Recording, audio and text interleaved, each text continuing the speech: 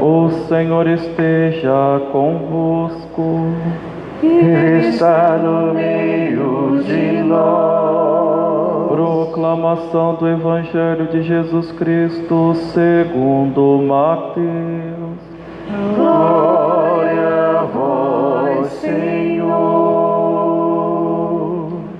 Naquele tempo, Jesus contou outra parábola à multidão. O reino dos céus é como um homem que semeou boa semente no seu campo. Enquanto todos dormiam, veio seu inimigo, semeou joio no meio do trigo e foi embora. Quando o trigo cresceu e as espigas começaram a se formar, apareceu também o joio. Os empregados foram procurar o dono e lhe disseram: Senhor, não semeastes boa semente no teu campo? De onde veio então o joio? O dono respondeu: Foi algum inimigo que fez isso. Os empregados lhe perguntaram: Quereis que vamos arrancar o joio? O dono respondeu: Não. Pode acontecer que arrancando o joio, arranqueis também o trigo. Deixai crescer um e outro até a colheita.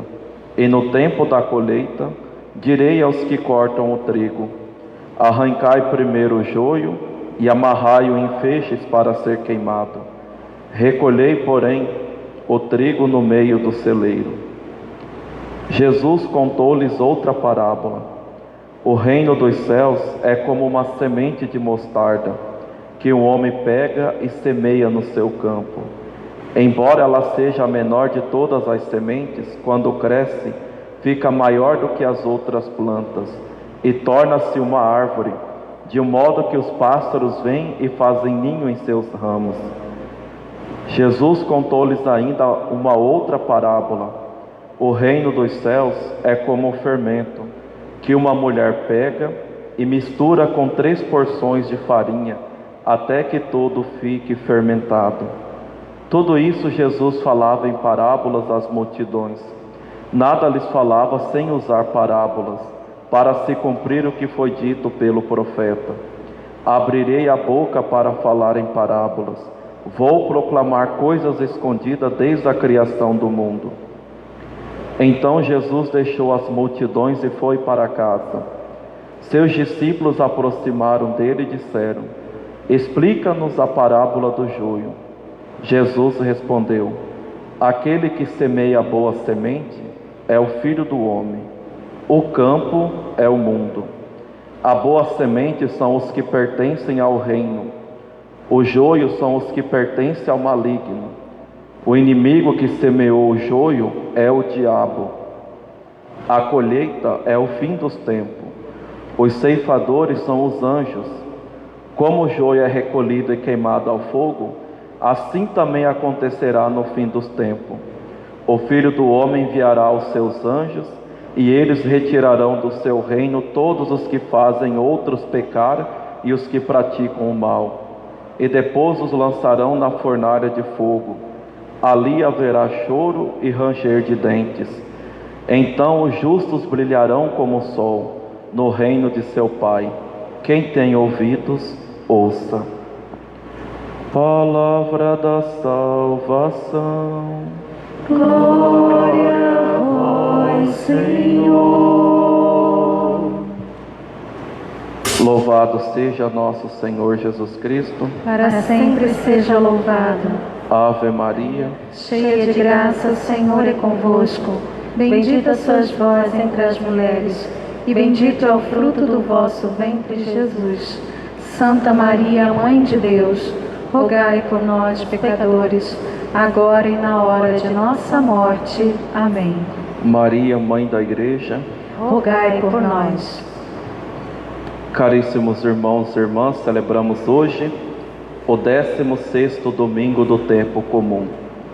Neste domingo, a liturgia da Palavra da Igreja nos ensina, ou melhor, nos faz compreender por que será que o Senhor permite o mistério da iniquidade.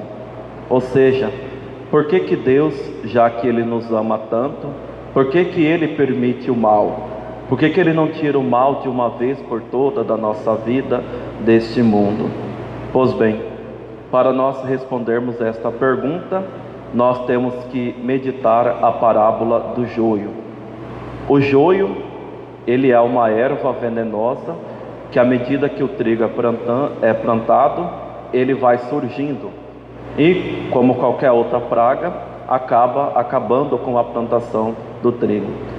Mas Jesus conta essa parábola justamente para mostrar para os seus discípulos e aquelas pessoas simples como é que acontece nas nossas vidas.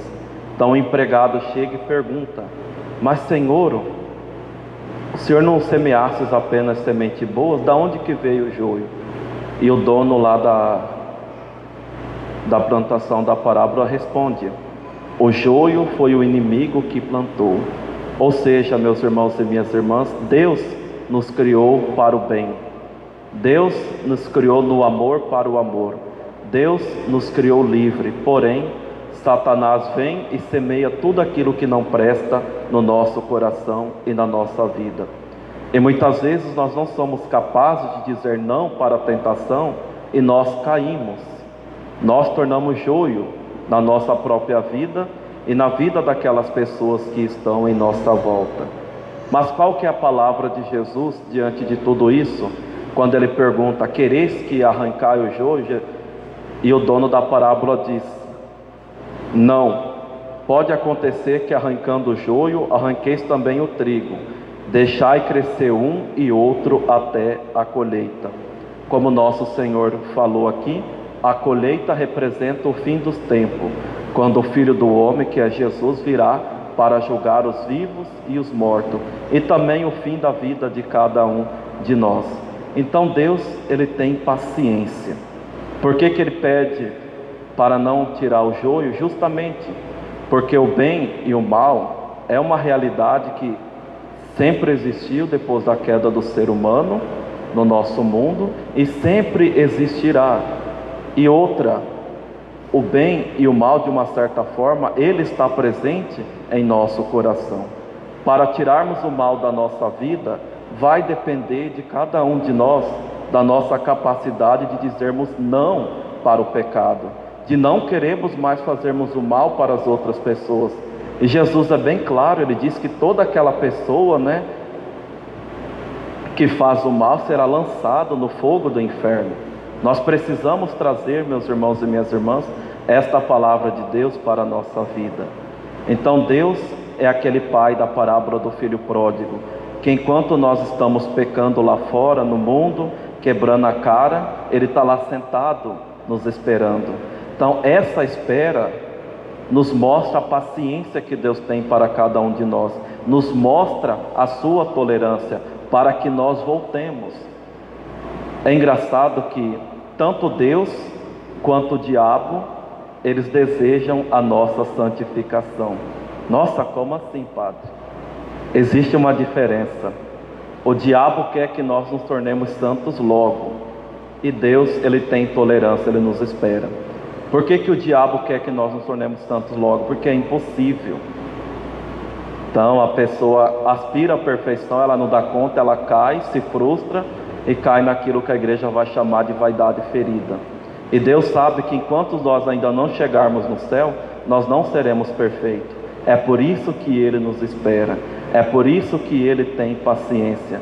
Como nos ensina Santa Teresa de Ávila, a paciência tudo alcança. Quem não tem paciência não consegue nada. Deus quer fazer de você um santo, mas se você não tem paciência consigo mesmo, com as suas misérias, jamais você será santo. Quem quer te fazer santo logo, te convencer disso, é Satanás. Por quê? Porque é impossível.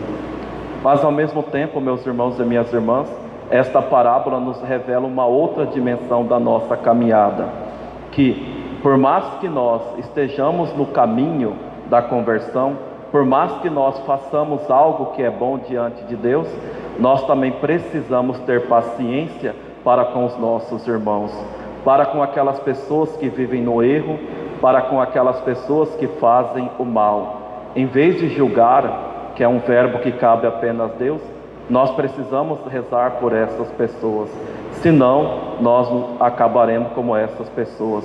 Às vezes, para defender a verdade, para defender aquilo que é certo, para exigir do outro, né, a começar dentro da nossa casa, os nossos filhos, nossos pais, aquele que está no caminho torto, para exigir aquilo que é certo, nós descemos o nosso nível. O Evangelho de ontem falava muito isso. Descemos o nosso nível e terminamos igual aquele que nós estávamos condenando. É interessante que São Paulo, ele dizia o seguinte: ainda que falasse a língua dos anjos, ainda que fizesse milagres, ainda que movesses montanha, se eu não tivesse caridade, nada seria. Então, por mais que nós já comecemos nessa vida a aspirar à perfeição, se nós não tivermos caridade para com aqueles que estão no pecado, para com aqueles que ainda não entraram nesse caminho de conversão, de nada adianta. Então, paciência, a paciência todo alcança.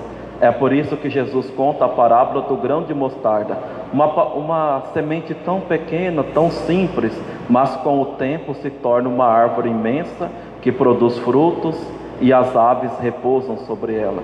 Quando nós olhamos para a Madre Teresa de Calcutá, uma santa que eu amo muito, a gente vê isso, uma mulher tão simples, tão pequena, mas diante de Deus, com o tempo, olha só o que ela se tornou, uma grande santa, a santa da caridade, e tanto fez para a igreja.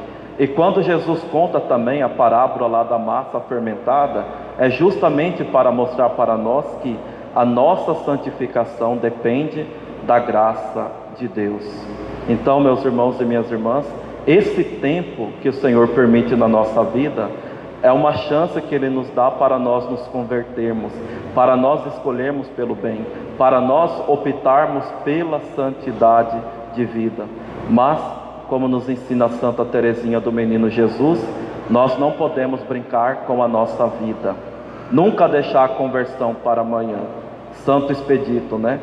Aquela ave que está lá no seu pé, escrito cras, né? Que ele pisou, é o diabo que apareceu para ele e disse: amanhã, amanhã, amanhã, e ele vai e pisa em cima do diabo. Então nunca deixar para amanhã, porque como nos diz Santa Teresinha, nós só temos hoje para amar a Deus. Para encerrar esta homilia, quero trazer aqui algumas palavras do Dom Henrique Soares, falecido ontem, num vídeo que ele nos explica sobre a morte. Ele diz o seguinte: a vida é uma semente, a morte não é o fim, mas um desabrochar para a eternidade, um verdadeiro nascimento. Nascemos para dizer um sim a Deus, crescermos na fé e no amor a Deus, para um dia na morte possamos nos abrir para a vida que nunca se acabará. Então a nossa vida é esse tempo até a colheita. É o tempo que o Senhor nos permite para nós dizermos sim a Ele. Então que Deus nos ajude, converta o nosso coração, faça com que nós escolhamos o bem, a santidade, e que Ele também nos conceda a virtude da paciência para com o próximo, a paciência que tudo suporta. Louvado seja nosso Senhor Jesus Cristo. Para sempre seja louvado.